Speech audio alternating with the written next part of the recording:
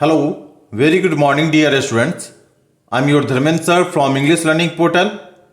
Today, I am going to describe a chapter which is taken from your Footprints Without Feet, and this one is a supplementary reader book in English for class 10th student. Name of the chapter is Footprints Without Feet, written by H.G. Wells.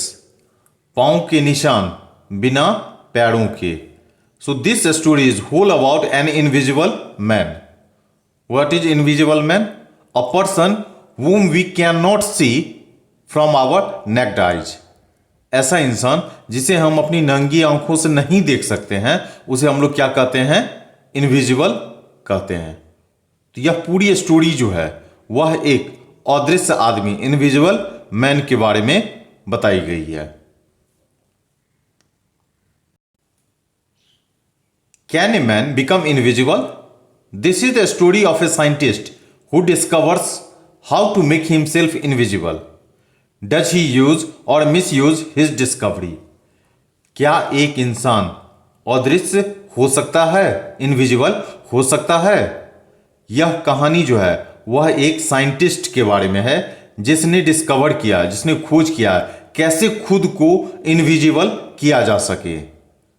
क्या उसने इसका positive direction में use किया है या फिर misuse किया है, मीन्स निगेटिव डायरेक्शन में अपनी खोज का उसने यूज किया. Read and find out. इस पूरे कहानी को आप पढ़ें और पता करें. How did the invisible man first become visible. कैसे एक अदृश्य आदमी, इनविजिबल पर्सन, पहली बार दिखता है. Why was he wandering the streets. Wandering means भटकना. और वह क्यों गली में भटक रहा था. So let's we will start the chapter and try to understand this thing. The two boys started in surprise at the fresh muddy imprints of a pair of bare feet. What was a barefooted man doing on the steps of a house in the middle of London? And where was the man? Imprints means निशान. Bare feet means नंगा पांव. Barefooted means wearing nothing in the feet. पांव में कुछ नहीं पहनना. तो दो छोटे से लड़के थे, दो लड़के. वे आश्चर्यचकित में पड़ गए जब उन्होंने एक ताजे मडी इम्प्रिंट्स, ताजे पैर के निशान उन्होंने जमीन पर देखे थे. वे नंगा पांव वाला इंसान, मीन्स जिसने कुछ नहीं पैर में पहना हुआ था, वह लंदन में क्या कर रहा था और वह इंसान कहां था. As they gazed, a remarkable sight met their eyes.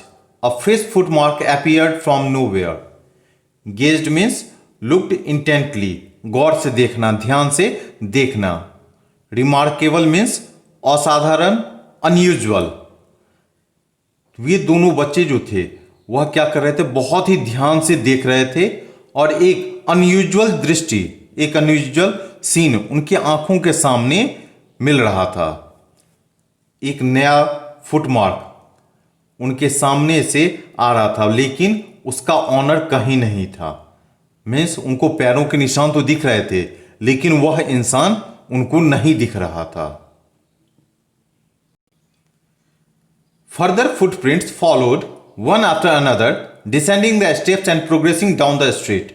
The boys followed, fascinated, until the muddy impression became fainter and fainter, and at last disappeared altogether. Fascinated means strongly interested, attracted means किसी चीज की तरफ बहुत ही attract होना, उसमें interest होना, उसे क्या कहा जाता है? फैसिनेटेड कहा जाता है. फेंटर एंड फेंटर मीन्स हल्का. अब यहां पे क्या हुआ? फुटप्रिंट्स एक के बाद दूसरे बनते जा रहे थे और जैसे जैसे गली में वह आगे बढ़ता जा रहा था, वह स्टेप्स के निशान क्या थे? वो कम होते जा रहे थे. लड़कों ने पीछा किया, फॉलो किया और उस इंप्रेशन को, वो जो निशान थे पैरों के निशान, उसके तरफ वे लोग बहुत ज्यादा फैसिनेटेड हो गए थे, बहुत ज्यादा अट्रैक्ट हो गए थे, क्योंकि उन बच्चों के मन में क्यूरियोसिटी आ गई थी कि यह पैर के निशान आ कहां से रहे हैं. जबकि वो इंसान खुद है नहीं। और हुआ क्या, until the muddy impression becomes फेंटर and फेंटर, जब तक कि वो मडी इंप्रेशन जो था, पैरों के निशान जो थे, वह हल्का और हल्का नहीं होते चला गया और लास्ट में क्या हुआ, गायब हो गया। Here the author would like to convey कि एक इनविजिबल पर्सन था जिसके पैरों में क्या थे, मड लगे हुए थे, कीचड़ लगे हुए थे। वह गली में जैसे जैसे आगे बढ़ता गया, उसके पैर से क्या हुआ, मिट्टी जो थे वो कम होते गए, झड़ते चले गए और उसके कारण उसके पैरों के निशान हल्का और हल्का होते गया और लास्ट में क्या हुआ, उसके पैरों के निशान गायब हो गए। The explanation of the mystery was really simple enough. The bewildered boys had been following a scientist who had just discovered how to make the human body transparent. Bewildered means confused. Mystery means रहस्य.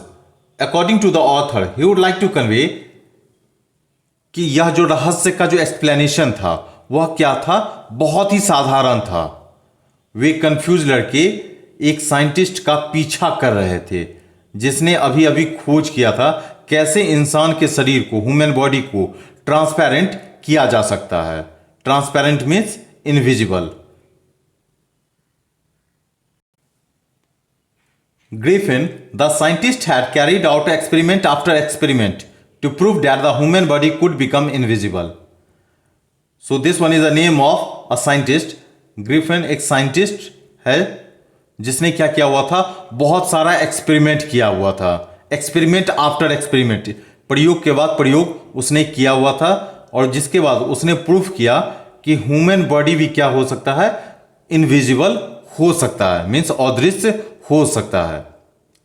Finally he swallowed certain rare drugs and his body became as transparent as a sheet of glass, though it also remained as solid as glass. और last में क्या किया, उसने उस drugs को, उस दवाइयों को उसने क्या किया, खुद खा लिया, निगल गया और उसका शरीर क्या हो गया, एक ग्लास की तरह ट्रांसपेरेंट हो गया, मीन्स इनविजिबल हो गया। और साथ के साथ वह क्या हुआ, वह अभी भी ग्लास की तरह वह सॉलिड भी था, मीन्स इसका शरीर क्या हो गया, एक शीशे की भांति ट्रांसपेरेंट भी हो गया और शीशे की भांति ही वह सॉलिड भी था। Brilliant scientist though he was, Griffin was rather a lawless person. His landlord disliked him and tried to eject him. In revenge, Griffin set fire to the house. Lawless का क्या अर्थ होता है, a person who does not obey the law, एक इंसान जो कानून को नहीं मानता है।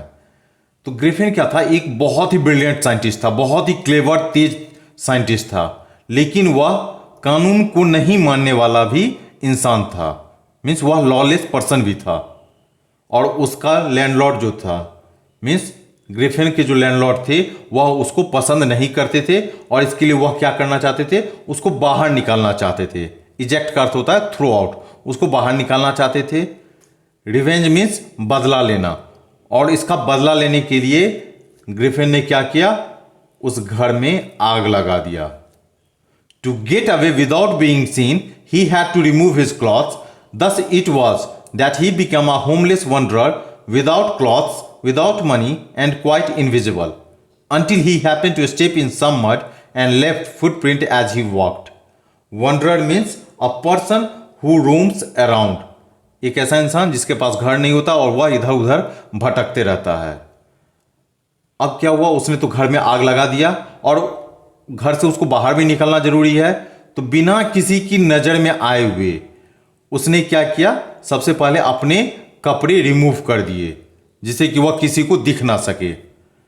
और अब वह क्या हो गया, अब वह एक ऐसा इंसान हो गया जिसके पास ना तो घर थे रहने के लिए और वह इधर उधर भटक रहा था, कपड़े नहीं थे पहनने के लिए, मनी नहीं था और क्या हो गया था, इनविजिबल हो गया था, मीन्स ऑलमोस्ट वह अदृश्य हो गया था। जब तक कि उसके पैर जो थे, स्टेप जो थे, वह कीचड़ में ना पड़ जाए। और अपने साथ जैसे जैसे वह आगे बढ़ते जा रहा था तो वह अपने पीछे में क्या कर रहा था, फुटप्रिंट्स छोड़े जा रहा था। यही वो पैर के निशान है जो वो बच्चा दो बच्चे जो थे जो आश्चर्य में पड़ गए थे और उसका पीछा कर रहे थे।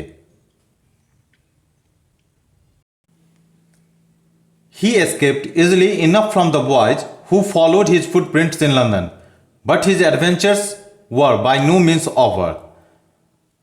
अब क्या हुआ, लंदन में जो उसके पैरों के निशान बन रहे थे, फुटप्रिंट्स बन रहे थे, जिनका वो बच्चे, वह लड़के पीछा कर रहे थे, उससे तो वह आसानी से बच गया।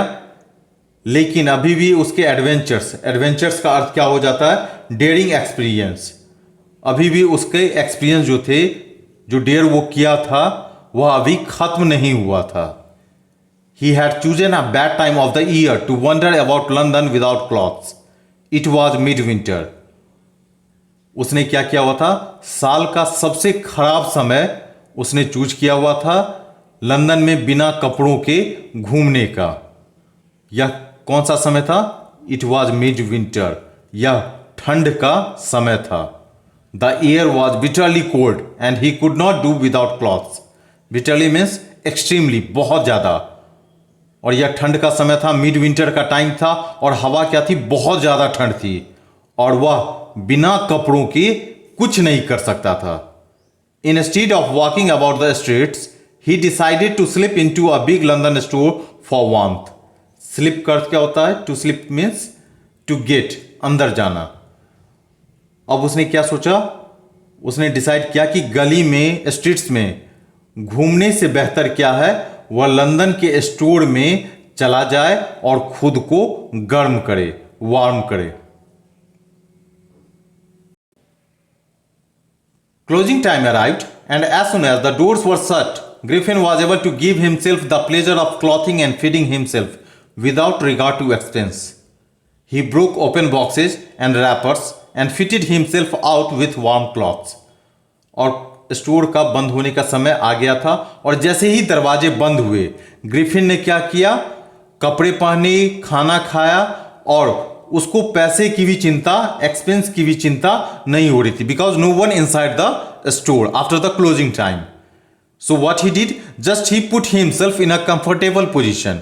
उसने क्या किया, अपने आप को एक कंफर्टेबल पोजीशन में लेके आया, क्योंकि उसको बहुत ज्यादा ठंड लग रही थी, इसके कारण उसने कपड़े पहने, और उसको भूख भी लग रही थी, इसलिए उसने सबसे पहले क्या किया, फीड भी किया, मीन्स खाना भी खाया। ही ब्रोक ओपन बॉक्सेज, उसने क्या किया, बॉक्सेज को खोले, रैपर्स हटाए, और वह वार्म क्लॉथ क्या किया, उसने पहन लिया। Soon with shoes, an overcoat and a wide-brimmed hat, he became a fully dressed and visible person. In the kitchen of the restaurant, he found cold meat and coffee, and he followed up the meal with sweets and wine taken from the grocery store. Finally, he settled down to sleep on a pile of quilts. और जल्द ही उसने क्या किया, जूते पहन लिया, overcoat पहन लिया, और एक चौड़ी सी हैट पहन ली। वाइड ब्रिम्ड हैट का अर्थ क्या होता है, जिसका किनारा चौड़ा होता है, जिस हैट का। और अब वो ये सब पहनने के बाद अब वो क्या हो गया, फुली ड्रेस्ड हो गया और विजिबल भी हो गया। जैसा कि स्टोरी के शुरू में पता था कि वह ग्लास की तरह क्या था, ट्रांसपेरेंट भी था, लेकिन वह ग्लास की तरह क्या था, सॉलिड भी था। और जैसे ही इसने अब कपड़े पहन लिए, अब यह क्या हो गया, एक विजिबल पर्सन हो गया।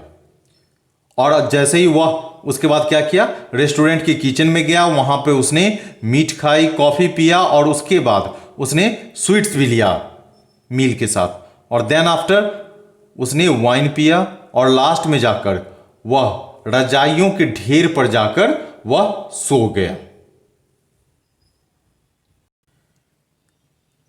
If only Griffin had managed to wake up in good time, all might have been well. As it was, he did not wake up until the assistants were already arriving next morning. अगर Griffin सही समय पर उठ जाता तो सब कुछ अच्छे से, बढ़िया तरीके से मैनेज हो जाता, सब कुछ अच्छा होता। लेकिन हुआ क्या, हुआ ये था कि वह तब तक उठ नहीं पाया जब तक कि असिस्टेंट जो स्टोर में काम कर रहे थे, वो असिस्टेंट अगली सुबह आ नहीं गए। When he saw a couple of them approaching, और जब उसने देखा कि कुछ लोग उसकी तरफ बढ़ रहे हैं, he panicked and began to run. They naturally gave chase, In the end, he was able to escape only by quickly taking off his newly found clothes. Panicked means got scared and nervous. बहुत ज़्यादा डर जाना, nervous हो जाना। और जैसे ही assistant उसकी तरफ अप्रोच कर रहे थे, ग्रिफिन की तरफ अप्रोच कर रहे थे, वह क्या हो गया, पैनिक्ड हो गया, डर गया और वह भागना स्टार्ट कर दिया। और उसके पीछे, गेव चेस का अर्थ होता है पीछे भागना, उसके पीछे लोग भी क्या हो रहे थे, भाग रहे थे। और लास्ट में क्या हुआ, वह तभी एस्केप हो सकता था, गायब हो सकता था, जब वह तेजी से अपने जितने भी नए कपड़े पहने थे उसने उसको हटा दिया। So once more he found himself invisible, but naked in the chill January air. और एक बार फिर से क्या हुआ, वह अपने आप को इनविजिबल कर दिया। लेकिन यह कौन सा समय था, जनवरी का टाइम था, मिड जनवरी का, और हवा का काफी क्या थी, ठंड थी। This time he decided to try the stock of a theatrical company in the hope of finding not only clothes but also something that would hide the empty space above his soldiers. Shivering with cold, he hurried to Druryland, the center of the theatre world. Here the stock refers to the pros, means नकली मूछ, नकली नाक को कहा गया है। इस समय उसने डिसाइड किया, मीन्स ग्रिफिन ने डिसाइड किया कि वह एक थिएट्रिकल कंपनी में चला जाएगा, इस उम्मीद में कि वहां पर उसे ना सिर्फ कपड़े ही मिल पाए बल्कि वह सोल्जर के जो ऊपर का खाली एरिया है उसको भी वह कवर कर पाए इस स्टॉक से, मीन्स नकली मूछ, नकली नाक लगाकर। क्योंकि उसके सोल्जर का ऊपर का एरिया क्या था, सोल्जर के ऊपर में सिर्फ उसके पास हैट थे, लेकिन बीच का जो वो एरिया था वह क्या था, फेस और हेड जो था वह एम्प्टी था, खाली था, वह उसको भर पाए। और वह अभी क्या था, ठंड से बहुत कांप रहा था और उसने जल्दी में ड्रूरी लेन चला गया। और ड्रूरी लेन क्या है, this one is a place which is known as the centre of the theatre world. और यह लंदन का एक जगह है जिसे कि सेंटर कहा जाता है थिएटर वर्ल्ड का। He soon found a suitable shop. He made his way invisible upstairs and came out a little later wearing bandage round his forehead, dark glasses, false nose, big bushy side whiskers and a large hat. और उसे जल्द ही एक suitable shop भी मिल गया, means ऐसा shop जहां पर उसे वो नकली चीजें मिल पाए, नकली मूछें, बैंडेज, ये सब चीजें जहां पे मिल सकती थी वैसा उसको दुकान मिल गया। वह उस ओर गया, इनविजिबल था, अदृश्य था, ऊपर चढ़ा और थोड़ी देर के बाद वह बाहर निकला। और जैसे ही वो बाहर निकला उसके फॉरहेड पे क्या थे, बैंडेज थे, उसने बैंडेज पहन रखे थे, ग्लास पहन रखी थी, नकली नाक लगा रखे थे, बिग बुशी साइड विस्कर्स लगे हुए थे, लार्ज हैट पहने हुए थे। To escape without being seen he callously attacked the shopkeeper from behind, after which he robbed him of all the money he could find. Callously means क्या होता है, not caring about the feeling, दूसरे के feeling का ख्याल ना रखना। उसने क्या किया, उस दुकानदार को पीछे से अटैक किया और उसके पास जो भी उसको मिल सकता था पैसे उसने छीन लिए। Eager to get away from crowded London, he took a train to the village of Iping, where he booked 2 rooms at the local inn. Local inn is a hotel. This one is such kinds of hotel where the owner is also living with tenants. इस type का hotel जहां पे मालिक भी जो है, means घर का जो मालिक है वह भी रेंटर के साथ ही रहता है। अब यहां पर ग्रिफिन उस क्राउडेड लंदन से बहुत जल्दी भागना चाहता था, दूर जाना चाहता था, और इसके लिए उसने क्या किया, आइपिंग के लिए एक ट्रेन पकड़ी और जहां पर उसने लोकल होटल में, लोकल इन में उसने 2 रूम बुक करवाए। The arrival of a stranger at an inn in winter was in any case an unusual event. A stranger of such uncommon appearance set all tongues wagging. Wagging means moving. Here this one is used as talking.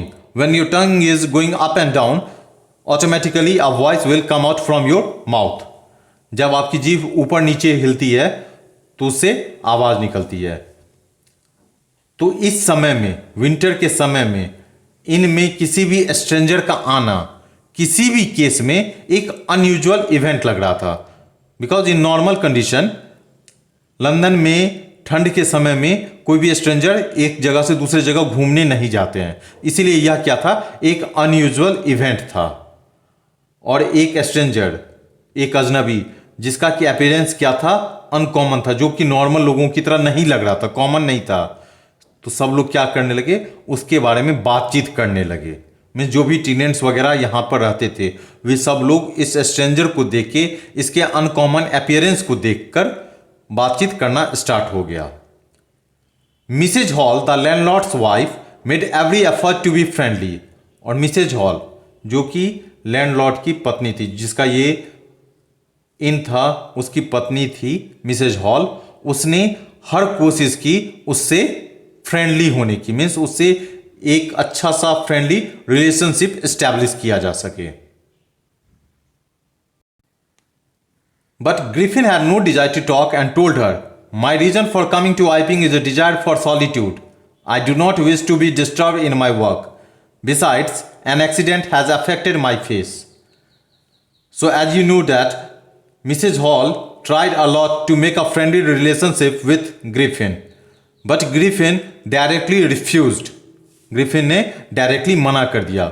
Griffin ने क्या किया, लेकिन Griffin ने बातचीत करने की इच्छा नहीं जताई और उसने कहा, मेरा आइपिंग आने का रीजन ये है कि मैं अकेले रहना चाहता हूं, मेरे काम में कोई भी डिस्टर्ब ना करे।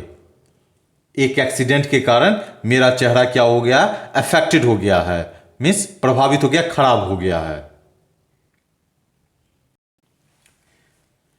Satisfied that her guest was an eccentric scientist and in view of the fact that he had paid her in advance, Mrs. Hall was prepared to excuse his strange habits and irritable temper. Eccentric means strange, अजीबो-गरीब। यहां पर क्या हुआ, Mrs hall satisfied हो गई क्योंकि अब उनको लग गया था कि उनका गेस्ट क्या है, वह एक स्ट्रेंज साइंटिस्ट है। और वास्तविकता वाली बात यह भी थी कि उसने सारे पैसे एडवांस में पे कर दिए थे, मीन्स जो भी उनका रेंट था उस इनका वो उसने पेड कर दिया था।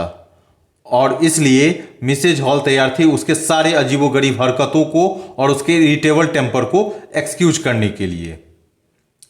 But the stolen money did not last long, and presently Griffin had to admit that he had no more ready cash.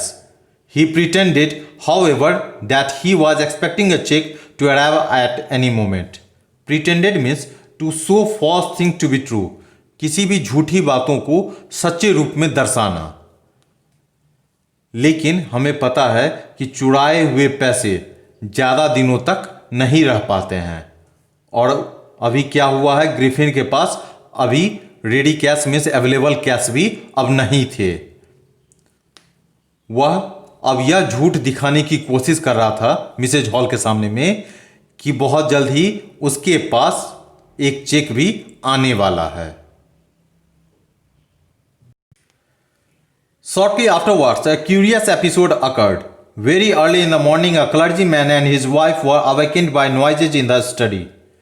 Creeping downstairs, they heard the chink of money being taken from the clergyman's desk. Clergyman means priest, padri, pujari. Creeping means to move very quietly and carefully. बहुत ही सावधानी से और बहुत ही शांति से move करना। कुछ ही दिनों के बाद एक अजीबोगरीब घटना घटी।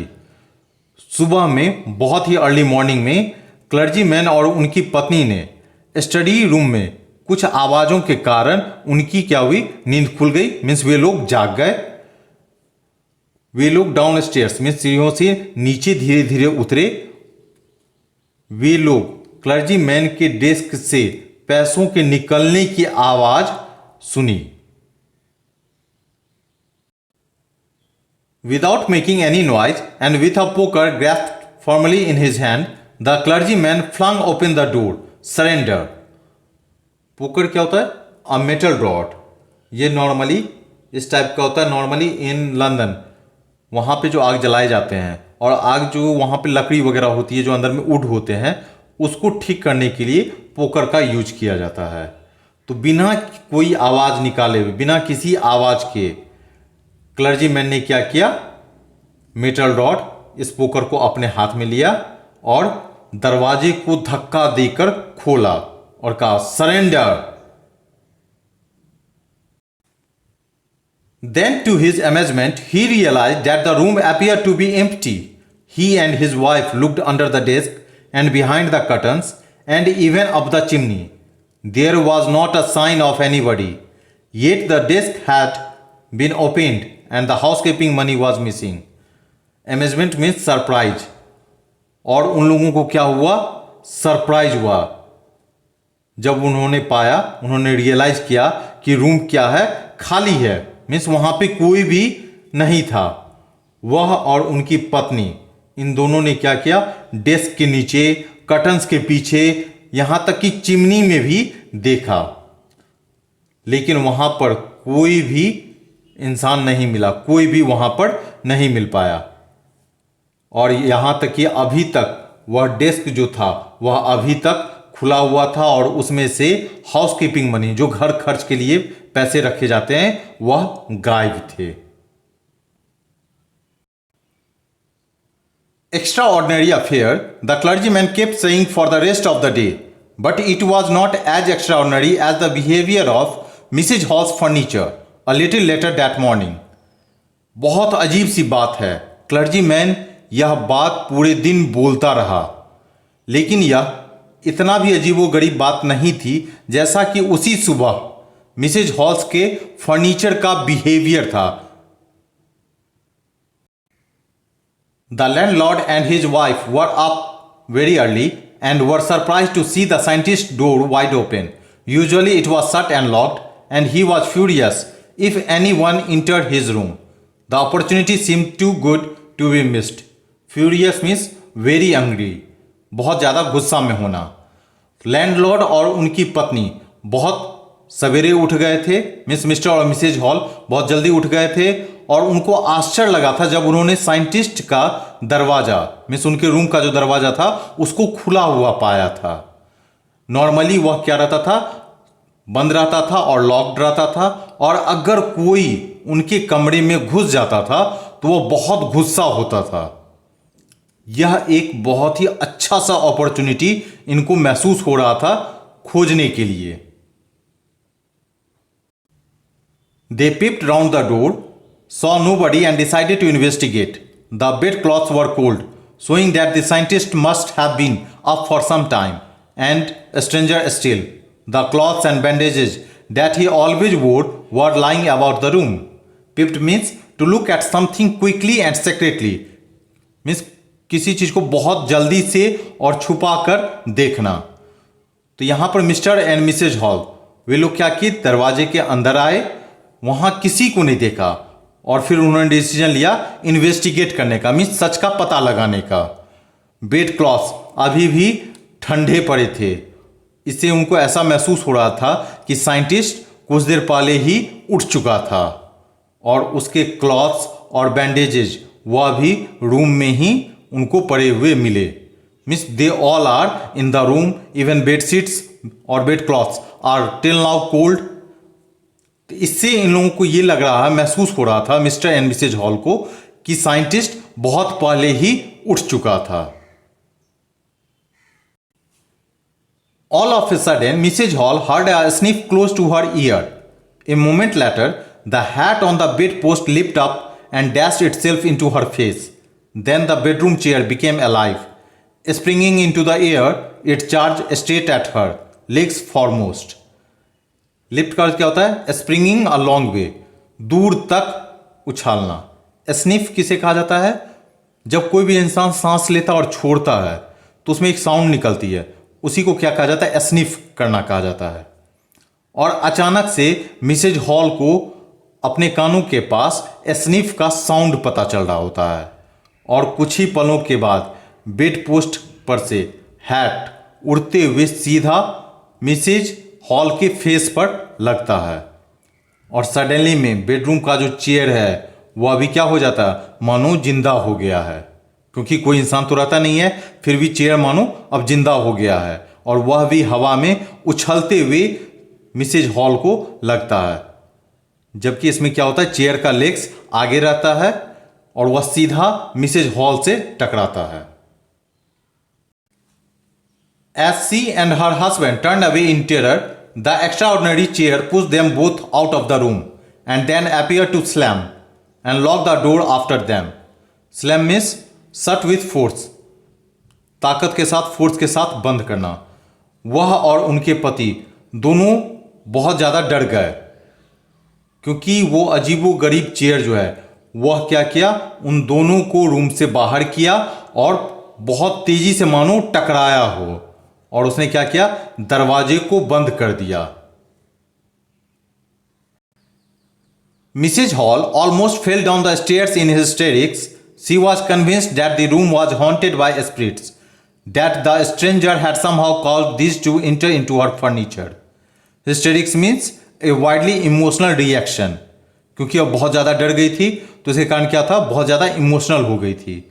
हॉन्टेड का अर्थ क्या होता है, अटैक्ड बाय घोस्ट, भूतों के द्वारा हमला. तो मिसेज हॉल जो थी वह बहुत ज़्यादा घबरा गई थी और ऑलमोस्ट वह सीढ़ियों से गिरने वाली थी. अब वह मान चुकी थी कि रूम में क्या हुआ है, भूतों ने हमला कर दिया है, और वह इस चीज का कारण कहीं ना कहीं वह स्ट्रेंजर को ही मानती थी, उस अजनबी को ही मानती थी. उसने ही भूत को बुलाया होगा और फर्नीचर में घुसा दिया होगा. My poor mother used to sit in that chair, she moaned, to think it should rise up against me now. Moaned means to make low sound, धीमे आवाज में बोलना.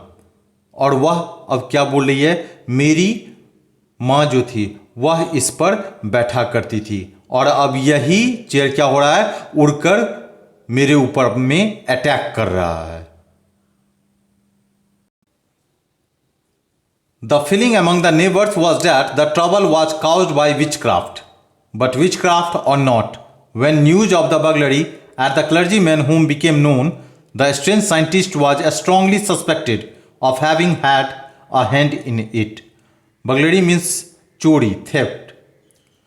और जैसे ही ये सब चीज़ें हुई थी तो उनके पड़ोसियों का अब मानना था कि यह जो प्रॉब्लम है यह किसी जादूगर के द्वारा किया गया है. लेकिन जादूगर है या नहीं, जब लोगों को क्लर्जीमैन के घर में चोरी की घटना पता चली तो सब लोगों का सबसे ज़्यादा डाउट किस पे गया, स्ट्रेंज साइंटिस्ट पर. मीन्स उस अजीबो-गरीब साइंटिस्ट पर ही सबका सस्पेक्ट गया कि वो उसी का इसमें हाथ है. Suspicion grew even stronger when he suddenly produced some ready cash, though he had admitted not long before that he had no money. और सस्पिशन कब बढ़ गया, जब इसने तुरंत में रेडी कैश प्रोवाइड किए. मीन्स कैश इसने दिखलाया जबकि बहुत ज़्यादा समय भी नहीं हुआ था जब इसने यह एक्सेप्ट किया था कि इसके पास पैसे नहीं हैं. The village constable was secretly sent for. Instead of waiting for the constable, Mrs Hall went to the scientist who had somehow mysteriously appeared from his empty bedroom. Village constable को चुपचाप बुला लिया गया और उसका इंतजार करने के बदले, मीन्स कांस्टेबल के इंतजार करने के बदले मिसेज हॉल साइंटिस्ट के पास चली गई जो कि रहस्यमय तरीके से अपीयर्ड हो गया था उस खाली से बेडरूम में. मीन्स अभी कुछ देर पहले जब मिस्टर एंड मिसेज हॉल उस रूम में इन किए थे वहां पे कोई नहीं था, सिर्फ बैंडेज रखे हुए थे, हैट रखा हुआ था, लेकिन कोई इंसान नहीं था. और सडनली वहां पर साइंटिस्ट अपीयर्ड हो गया है. I want to know what you have been doing to my chair upstairs, she demanded. And I want to know how it is you came out of an empty room and how you entered a locked room. Here Mrs. Hall was much more surprised, shocked, बहुत ज़्यादा आश्चर्य में थी और वह पूछती है, मैं जानना चाहती हूँ कि तुमने मेरे चेयर के साथ क्या किया है ऊपर. वह पूछती हैं, मैं यह भी जानना चाहती हूँ कि तुम इस खाली रूम से बाहर कैसे आए और इस लॉक्ड रूम के अंदर कैसे गए. The scientist was always quick tempered, now he became furious. Quick tempered means बहुत जल्दी गुस्सा आना। साइंटिस्ट क्या था, बहुत जल्दी गुस्सा आता था और वह बहुत ज्यादा एंग्री हो चुका था। अब यू डोंट अंडरस्टैंड हु और what I am, he shouted. Very well, I will show you. वह चिल्लाता है, तुम्हें नहीं पता कौन और क्या हूं मैं? बहुत अच्छा, मैं तुम्हें दिखलाता हूं। Suddenly he threw off bandages, whiskers, spectacles, and even nose. It took him only a minute to do this. The horrified people in the bar found themselves staring at a headless man. और अचानक में उसने bandages, whiskers, spectacles, यहाँ तक कि नाक को उसने फेंक दिया। और ऐसा करने में उसे शायद 1 मिनट लगा होगा। और बार में जो लोग थे वो बिना सर वाले इंसान को देखकर डर गए थे। Mr. Jaffers, the constable, now arrived and was quite surprised to find that he had to arrest a man without a head. Mr Jaffers जो कांस्टेबल थे वह आ चुके थे और उन्हें बहुत ज़्यादा आश्चर्य लगा था जब उनको ये लगा कि बिना सर वाले इंसान को गिरफ्तार करना था। But Jaffers was not easily prevented from doing his duty. लेकिन जाफर को जो कांस्टेबल थे उनको अपना ड्यूटी पूरा करने से आसानी से रोका नहीं जा सकता था। If a magistrate's warrant ordered a person arrest then that person had to be arrested with or without his head. अगर मजिस्ट्रेट का ऑर्डर आ जाता है, वारंट इशू हो जाता है एक इंसान को गिरफ्तार करने के लिए, तब उस इंसान को गिरफ्तार करना होता है, चाहे वो सर का हो या बिना सर का। Means either he has head और without his head. There followed a remarkable scene as the policeman tried to get hold of a man who was becoming more and more invisible as he threw off one garment after another. अब वो police वाला जो था, जो constable था mister Jafar, वह उस इंसान को पकड़ने की पूरी कोशिश कर रहा था, लेकिन वह और ज़्यादा अदृश्य होता जा रहा था, इनविजिबल होता जा रहा था। ऐसा इसलिए क्योंकि वह एक एक गारमेंट के बाद दूसरा गारमेंट वह फेंकते जा रहा था। मीन्स जैसे जैसे ये गारमेंट अपना हटाते जा रहा है या क्या हो रहा था, अब पूरा का पूरा अदृश्य होता जा रहा था, इनविजिबल होते जा रहा था। Finally a shot flew into the air and the constable found himself struggling with someone he could not see at all. और लास्ट में एक शर्ट भी हवा में फेंक दिया गया और कांस्टेबल अब खुद को स्ट्रगल कर पा रहा था, क्योंकि वह अब उसको ऐसे इंसान को पकड़ना था जिसे वो बिल्कुल भी देख नहीं सकता था। Some people try to help him, कुछ लोग मदद करने की कोशिश कर रहे थे, but found themselves hit by blows that seem to come from nowhere.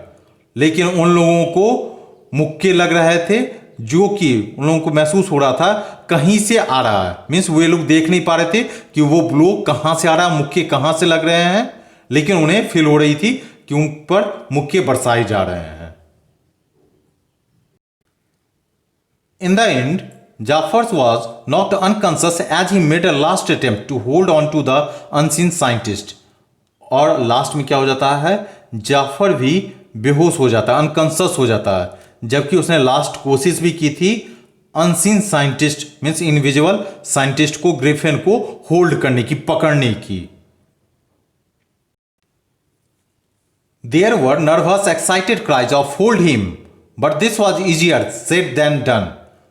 और वे लोग नर्वस थे, मीन्स जितने भी लोग वहां पर थे वे सब के सब क्या हो गए थे, नर्वस हो गए थे और वो चिल्ला रहे थे एक्साइटमेंट में, होल्ड हिम, उसे पकड़ो, उसे पकड़ो। लेकिन यह कहना आसान था करने से। Means it's quite easy to say to hold an invisible man, but to hold in reality this one is quite difficult. Griffin had shaken himself free and no one knew where to lay hands on him. और Griffin अब फिर से क्या हो गया था, खुद को आजाद कर लिया था और कोई नहीं जानता था कि वह कहां है। So now this one is whole about the story about footprints without feet.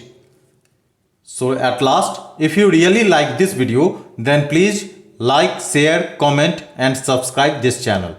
Thanks a lot.